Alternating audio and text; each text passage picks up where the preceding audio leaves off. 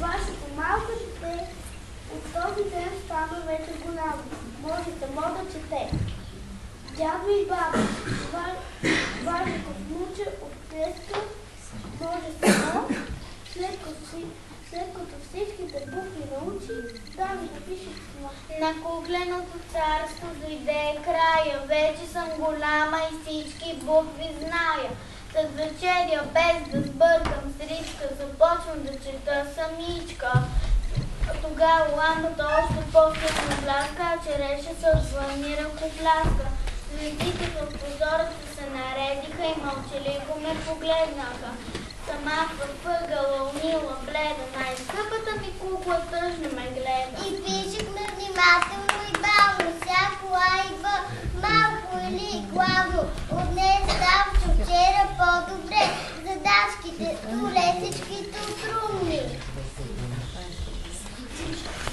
Решавахме да дължим и на глас, и тикове, прикъси, чуни, се учихме, зичаме в клас. Затова за нас е днеска празник, светъл и голям, и грамотни сме и разни книжки, ще четем по план. Нависоко ще застана и с усмихнато лице, ще извикам колко мога, аз грамотно съм дете. Аз грамотно съм дете!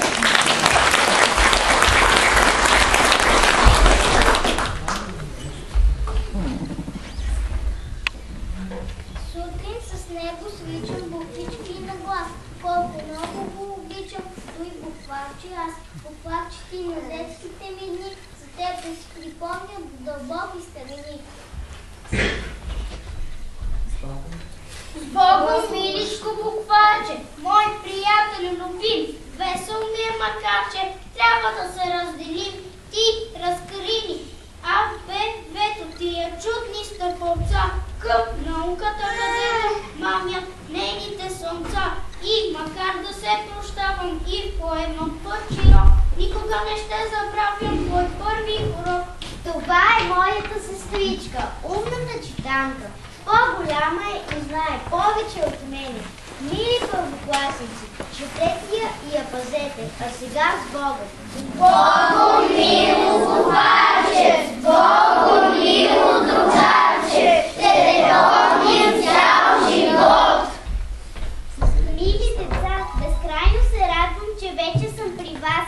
Аз вярвам, че с любов ще разлиствате моите страници и ще полетите с моите крила по дългия път на познанието. И винаги помнете, че слънцето огрява хора, планини, морета и всеки кът на нашата земя. А книгата огрява сърцата и душите на хората, там където слънчевите лъчи не могат да проникнат. Вие изпратихте букварчето, но дали можете да четете? Подготвила съм ви няколко смешки, пословици и гаданки.